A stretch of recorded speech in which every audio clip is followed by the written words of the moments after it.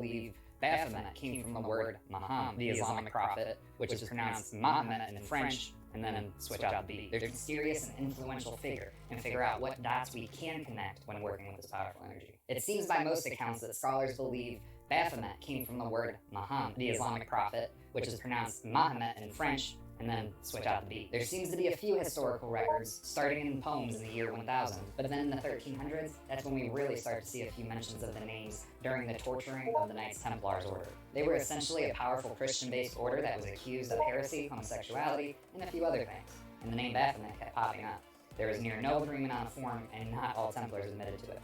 As with most torture, especially from so long ago, we don't know what was real, what was fabricated from those being tortured, and what was inaccurately summarized by the torturers. For the most part, Baphomet went under the radar until about 1850, when a famous occultist, Eliphas Levi, drew the image that most of us know today. He included a picture of a deity he called Baphomet, which he drew as a symbol for the absolute, the source, the all, and its dual nature of male and female, creation and destruction, up and down. This is what he had to say about it. The goat carries the sign of the pentagram on the forehead, with one point at the top, a symbol of light. His two hands forming the sign of occultism, one pointing up to the white moon of mercy and charity, the other pointing down to the black one of strength and honesty. This sign expresses the perfect harmony of mercy and forgiveness with justice. The flame shining between his horns is the magic light of universal balance. Like the soul which is connected to the body, yet elevated above it, the flame, whilst being tied to the matter below, shines above it.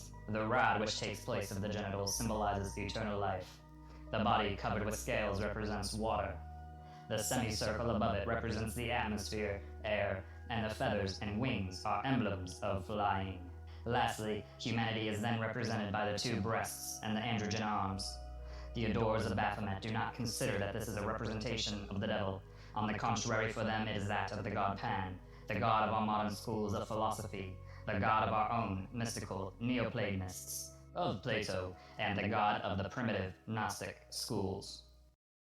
For Eliphas Levi, it seems Baphomet was a complex deity, one who symbolized both the absolutes and duality, both humanity and the divine, both mercy and justice. He considered Baphomet the same being that the early Greeks worshipped, including that of the Gnostics, which is an alternative branch of early Christianity. That it was a being of logic and reason, yet of passion and spirituality. After that, Baphomet was picked up by Aleister Crowley, who even went as far as to declare Baphomet the divine androgen, similar to the divine masculine or divine feminine, but in this case, it's the result of combining the divine masculine and the divine feminine together to create a living being. To Crowley, Baphomet represented humanity combining with the divine to create a real, true experience, true freedom and true liberty, saying, "The devil does not exist. The devil is, historically, the god of any people that one personally dislikes. His emblem is Baphomet, the androgen who is the hieroglyph of arcane perfection. He is therefore life and love, but moreover he is light, and his zodiac image is Capricorn, that leaping goat whose attribute is liberty." Baphomet was then adopted by Anton LaVey, the founder of the first organized type of Satanism around 1966. He combined Baphomet along with an inverted pentagram to create the famous sigil of Baphomet. This type of Satanism, called the Church of Satan, or LaVeyan Satanism, is an atheistic religion that focuses on the human experience, individuality, atheistic ritual, and indulgence of your desires while remaining accountable. Not like worshiping an evil deity at all. They, along with the next group I'll briefly mention, typically don't work with any deities at all, but use Satan as a symbol for free thinking and skepticism, while Baphomet just happens to be the most iconic version of Satan that they use. An altered version of that sigil is then used by the Satanic Temple, a similar but distinct group of Satanists. The aforementioned Church of Satan is more about ritual and magic, while the Satanic Temple is more about philosophy and activism. They're the group you might have heard about a few years ago back in 2014, when they made a giant statue and went to get it placed in front of a courthouse. There was a legal battle, and essentially, even though they didn't get to place it, the court battle did lead to the removal of a display of the Ten Commandments. When that happened, the group did back off at their request. And that's nowhere even near everybody's interpretations of Baphomet.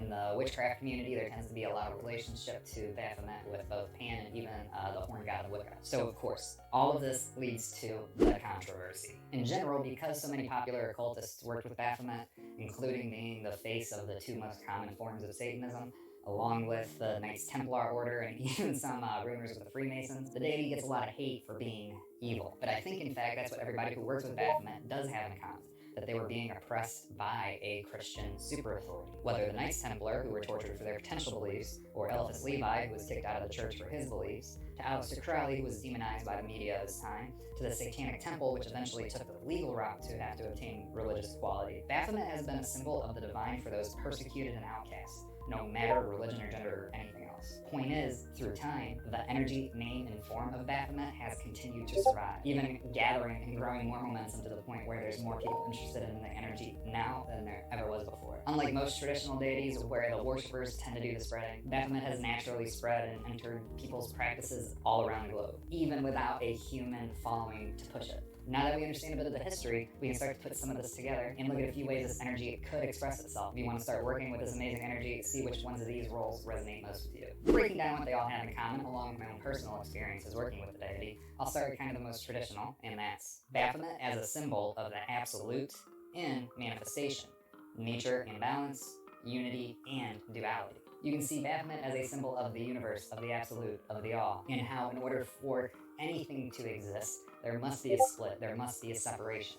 You can't have light without dark, and there's no life without death.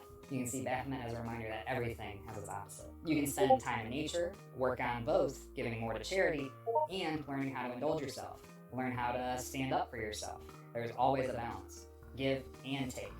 You can work with traditionally death-oriented things like skulls, as well as bright, lively things like flowers. This is where Baphomet connects with Pan and the Horn God as a natural, primal energy. Start to look at the world around you a little differently.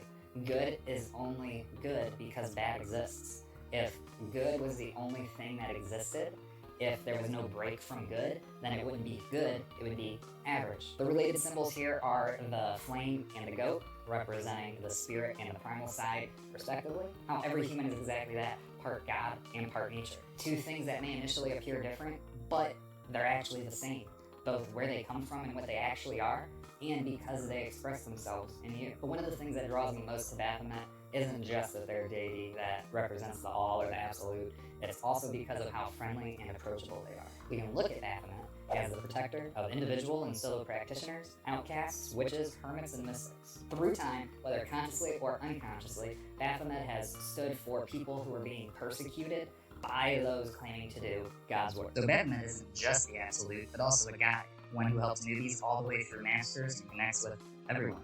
The key symbols for this interpretation are the moon, representing magic, and the goat is Capricorn, representing somebody who has withdrawn high up into the mountains to seek wisdom. So Baphomet is going to be a great go-to for answers, using typical divination techniques and rituals, and by opening the third and sixth eye chakra. Read, and do research. Get in touch with the universal wisdom and your ability to discern which are real, good, magic goals and which ones are illusory. Set those goals or ask for help in determining what they should be. And because